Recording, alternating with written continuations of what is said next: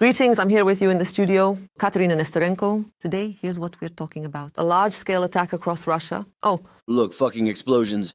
And Su drones and missiles hit major military targets. An airfield is burning in Crimea, and in occupied Donetsk, there was a direct hit on a warehouse at the Tokhmash plant.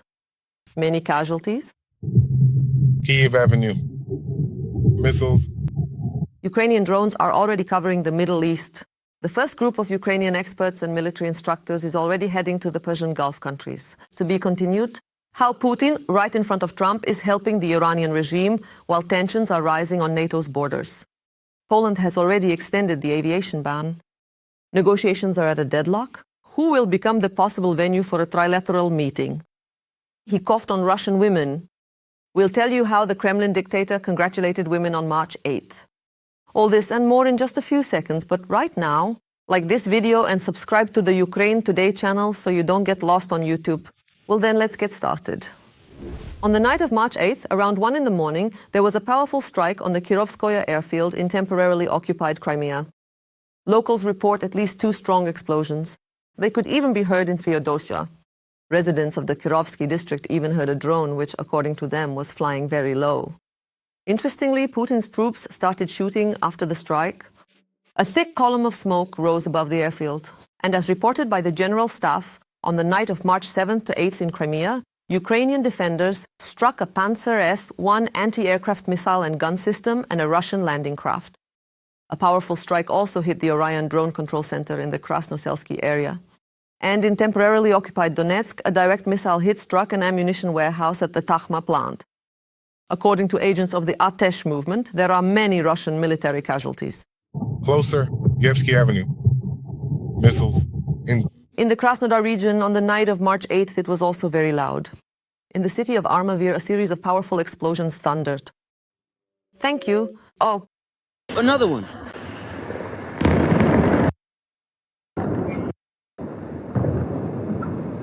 Local residents, as usual, woke up to unknown bangs, after which bright flashes and smoke appeared over the city.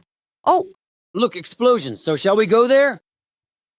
Defense Forces drones visited the Armavir Linear Production Dispatching Station, a facility involved in oil pumping. In the video from the scene, you can see hits on the storage tanks. It appears that several tanks were damaged at once. In Bryansk, partisans from the Atesh movement destroyed a mainline electric locomotive. The agents returned to the same depot where they had already carried out a sabotage operation in November 2025. Although the occupiers increased security, installed new cameras and tightened access control, as we can see, it didn't help them.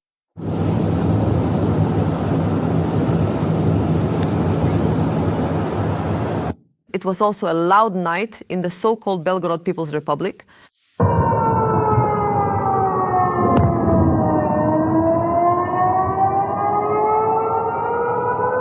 In Dunayka, the UAV control center was taken out. Ukrainian forces also carried out missile strikes on energy facilities in the Belgorod region. As a result, there were disruptions to electricity, water, and heating supplies.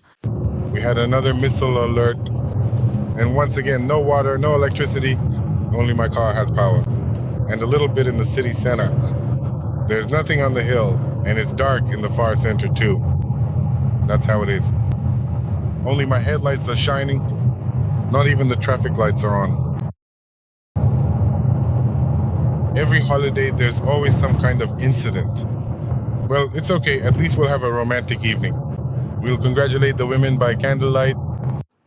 I never cease to admire the courage and heroism of Ukrainian soldiers. They hold the front and stand against a huge horde, which vastly outnumbers them. That's why I urge you to support the armed forces of Ukraine, and if you can't do it financially, write them words of encouragement in the comments. I know they're watching us. Ukraine is reaching a global level in the fight against drones.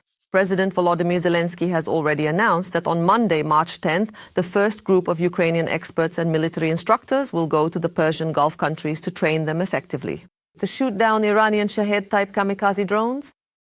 There will be several such groups. Ukraine is sharing its unique experience, said the Ukrainian president. I quote, "We have achieved a 90% interception rate of Shaheds thanks to FPV interceptor drones and the training of air defense operators. These same drones are used by Iran against Saudi Arabia, the United Arab Emirates, Qatar, Bahrain, and others. Among these countries, there is significant interest in Ukrainian drone interceptors. When asked whether Kyiv is ready to sell them, Zelensky replied, and I quote, "The volume that our forces do not use, we are ready to sell. It is in principle quite large. 3 countries are definitely ready to buy." This is not just aid, it is an exchange. For expertise and drones, Ukraine expects support, possibly missiles for Patriot systems to shoot down Russian ballistic missiles. Zelensky emphasized, "We help those who help us." Today, Ukraine's experience in this war is among the best in the world, and now it will help allied countries. Reading the comments under previous episodes, I see that many of you are watching us from Europe, Kazakhstan, Moldova, and even the USA. We, Ukrainians, are grateful to you for your support and proud that we have such reasonable viewers. Write under this episode as well, from which country are you watching us? And do people there support our fight against the empire of evil? I always enjoy reading your comments, and in the meantime, we continue. Next comes the most interesting part. It has become known that Russia is passing intelligence to Iran about the locations of US military bases, aircraft, and ships in the Middle East so that Iran can more accurately strike American military targets. This information was also confirmed by our president. We are seeing information about Russian assistance to the Iranian regime. There is a report that the Russians are passing intelligence to the regime in Iran to help adjust strikes against Americans. There is also information about Russian components in Shahed drones that are being used in the Middle East. And these are used both against Arab countries and against Americans. And do you know how the United States reacted to this information? No, they did not condemn Putin.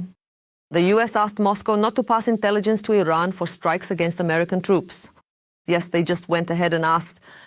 And of course, the Kremlin will listen to them. But as Trump himself stated, he doesn't see any hints that Russia is doing this. Apparently, he doesn't trust his own intelligence services. I don't see any signs of this. If that's the case, then they're not doing a very good job, because Iran isn't exactly thriving. The American leader also added that the Russians can pass on any information they want, but it won't help anyone.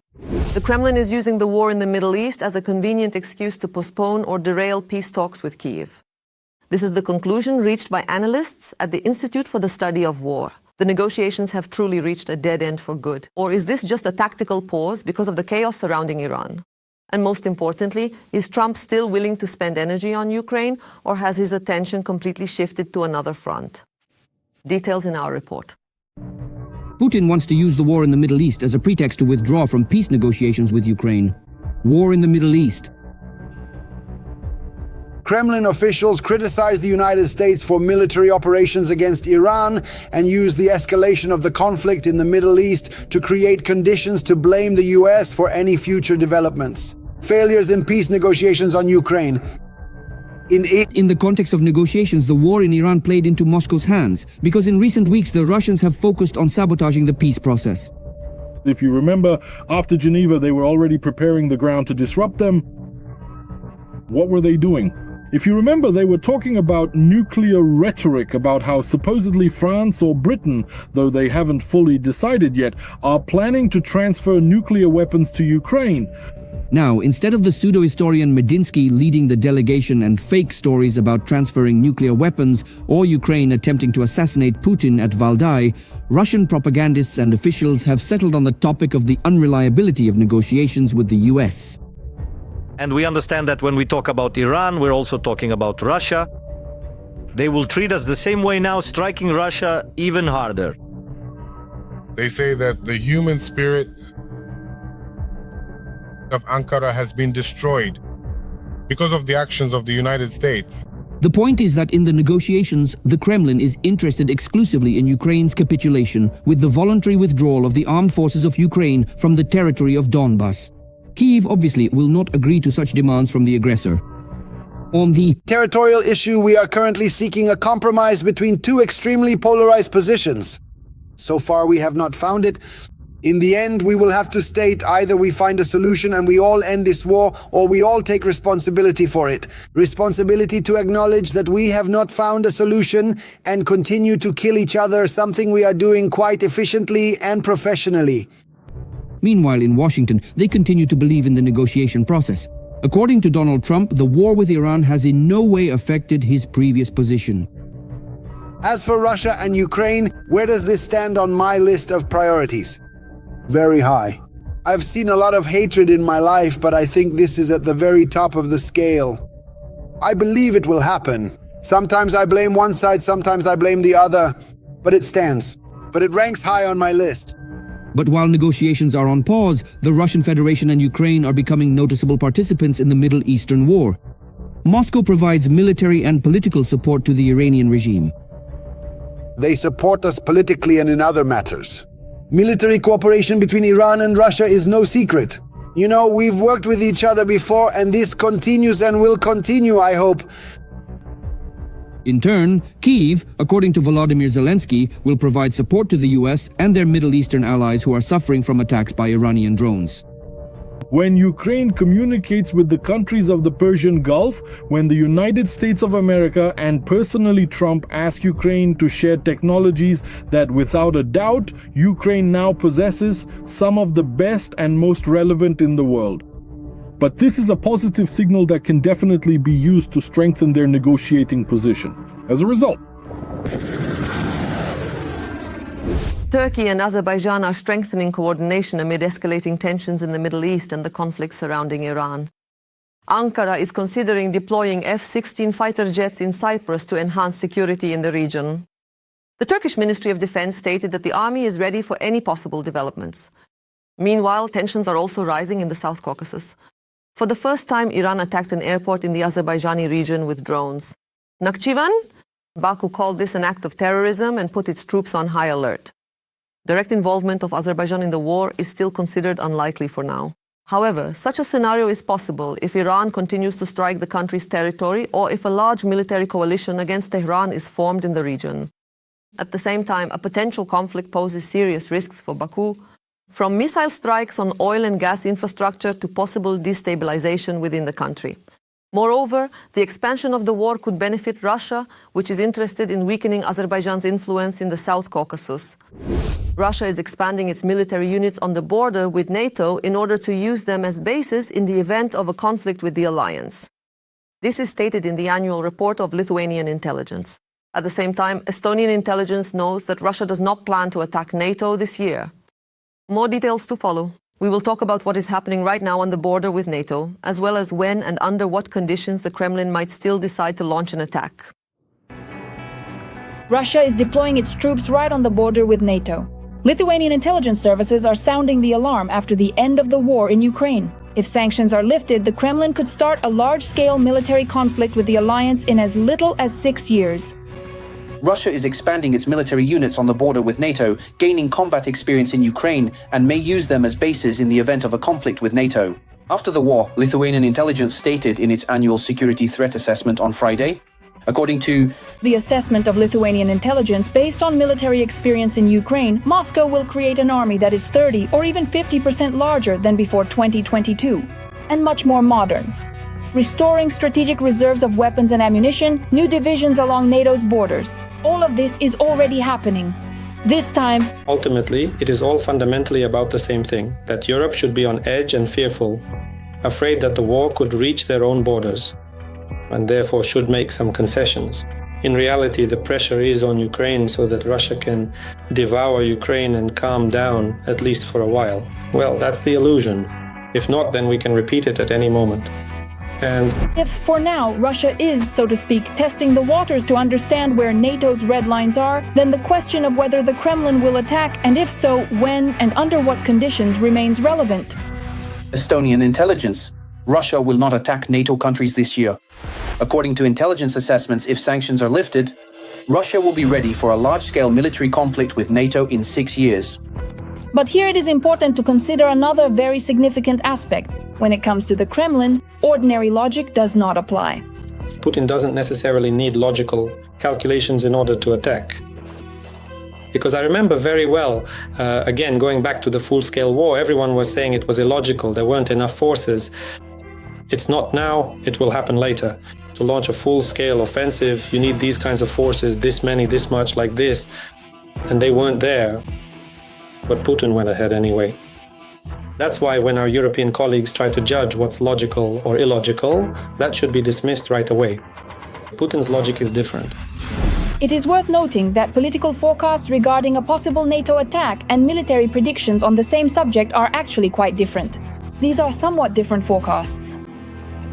So 3 years, 5 years, those are nice time frames. But again, it's the politicians who say this. Then when politicians speak, they're talking to their electorate.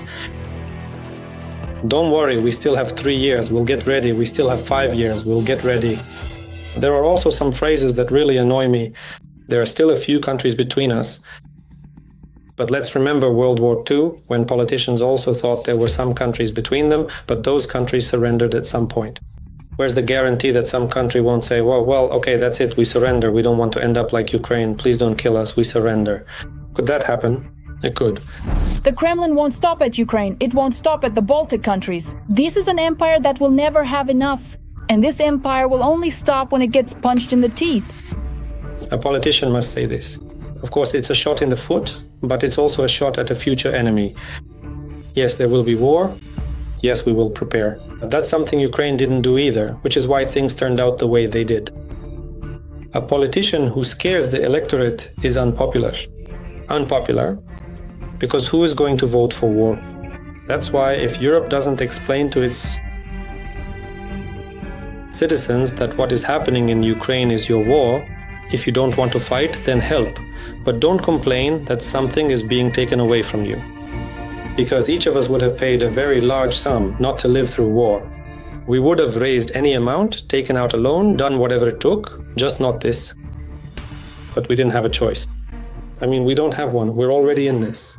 But they have the option to help us, and that's the best kind of preparation.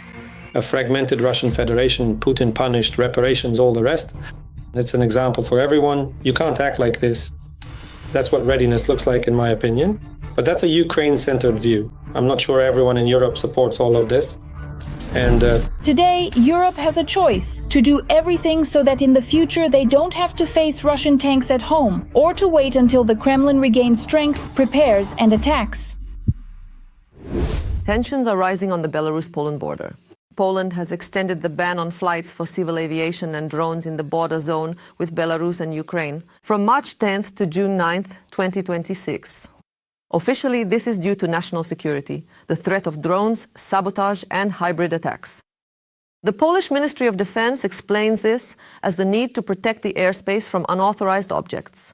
Remember how Belarusian balloons carrying smuggled cigarettes have already crossed into Poland? Analysts say that the risk of provocations from Minsk is high, especially against the backdrop of the overall escalation on NATO's eastern flank. Poland is tightening control, extending the buffer zone, and preparing a powerful air defense system. Some experts are already predicting that the Lukashenko regime could be overthrown by both internal and external forces. Speaking of festive moods in the swamps, as long as women in Russia have no rights, March 8th is not a holiday for them. Activists from different regions, in their own unique way, decided to remind everyone that while flowers and gifts are nice, rights are much better. Activists put up flyers with contacts for crisis centers and instructions on how to document domestic violence, and feminist media released a calendar with stories about outstanding women. Meanwhile, the Kremlin published the unedited version of the bunker grandpa's greeting. The Russian dictator could barely say a few words. All he did was cough the whole time. In short, the old man is barely hanging on. Wishing you and all your loved ones health and well-being. Wishing you a very happy International Women's Day, or to everyone.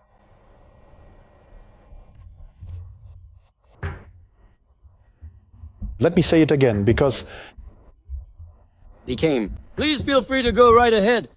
I am listening to you very carefully. I almost started coughing. I've talked a lot today already. Maybe Take it all away completely. a different approach? No. Later, this video was successfully deleted from all platforms, as well as from the propaganda media that had already managed to post it. This is the spectacular congratulation from the bunker grandpa. But, as is usually the case, the internet had already recorded everything. The Year of National Unity declared by Putin is not going according to plan. The oppressed peoples of Russia are no longer just attacking drunkards, vanyoks in parks and building entrances. They've moved on to the rich and successful. Celebrities and even deputies. The so-called heroes of the special military operation, along with their wives and children, are becoming victims of harassment. The Russian community tries to stand up for them, but its actions only increase the number of crimes because during confrontations, they often beat up people of non-Slavic appearance. The year of national unity declared by dictator Putin is going in quotation marks very successfully. But what was the most important thing? We hold a deep and truly endless sense of respect for all of those diverse peoples who became part of Russia. We maintain a profound and complete respect for their unique culture and their long-standing traditions, as well as for their deeply held spiritual and moral values. The oppressed peoples of Russia are no longer just beating up drunkards, vanyoks in parks and building entrances. They've moved on to the rich and successful. They attacked a well-known Russian actress, a patriot, and her sons. My dear friends, my name is Artemonova Anna, actress, film director, and mother of many children. Mother of 4 children. Since 2022, I have been going to the front giving concerts in hospitals. My call sign is Sunshine. You can see 3 men running at me. All 3 are around 40 years old, wearing tracksuits, athletic build. And right before my eyes, they started killing my son and his friend.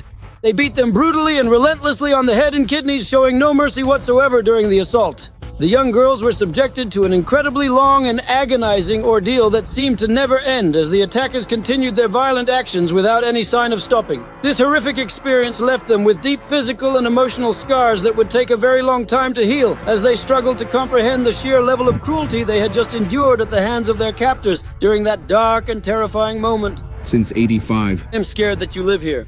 We are the ones who are scared. Next to you. Get out of here. Migrants threw a stone at State Duma Deputy Matveev, and now they face more than 10 years in a high-security prison. I personally witnessed 3 young guys, specifically 2 Tajiks and 1 Uzbek, viciously beating a defenseless man with heavy wooden sticks. We immediately stopped our vehicle in order to put a definitive end to this clearly illegal and violent act. They broke my driver's collarbone, and I got my head smashed with a stone. I think the sentences will be serious, as they should be, because of course we must fight migrant crime. Of course, veterans of the so-called special military operation often become victims of these conflicts as well, and it's clear that they are hated in society. I am a soldier of the armed forces of the Russian Federation, working in the area of the special military operation. I asked the Russian community of the city of Novosibirsk for help. While I am here, my family and I are being threatened by an Azerbaijani family from Dagestan. We had just gotten out of the car when we were attacked. A crowd came at us, and yes, the blows started coming. Andrei was knocked out immediately. For about, probably 15 minutes, we tried to revive him. An ethnic criminal group, right, in your city? Yes. There were a lot of people there. We want to promise that the Russian community will take this matter under its control. And the children of these so-called veterans who are beaten up in schools by groups of children from other nationalities. Vladimir Viktorovich is turning to the Russian community for help due to constant physical and moral pressure.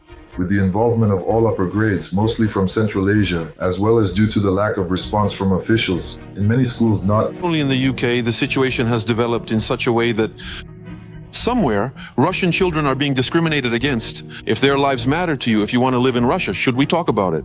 You can't gang up on children here and punish them according to your own some kind of details? By the way, the so-called Russian community is playing an increasingly significant role in this whole system. They are now openly explaining how to properly act in mass fights with Muslims whom they directly call animals.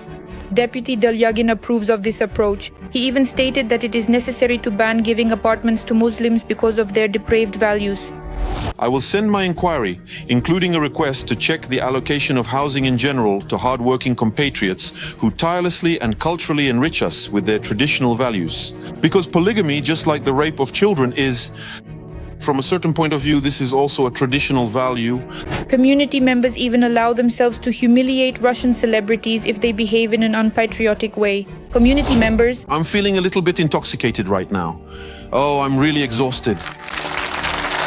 Today I came across an interesting social media post and a video in it where characters from our contemporary popular music scene, Rear Wheel Drive Lazarev and Transformer Babkina, were openly insulting and mocking a group of talented young men who were performing traditional old Russian songs. In my opinion, they did it very worthily.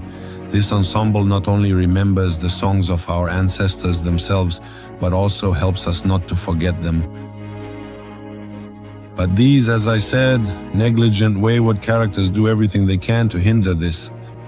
It turns out that no matter how much the authorities go on about the unity of the peoples, it increasingly feels like the Russian regions are held together by old, dried-up tape that's about to fall apart. That's all for now. Please like this video and don't forget to subscribe to our channel Ukraine Today, so you don't miss the next episodes. See you next time.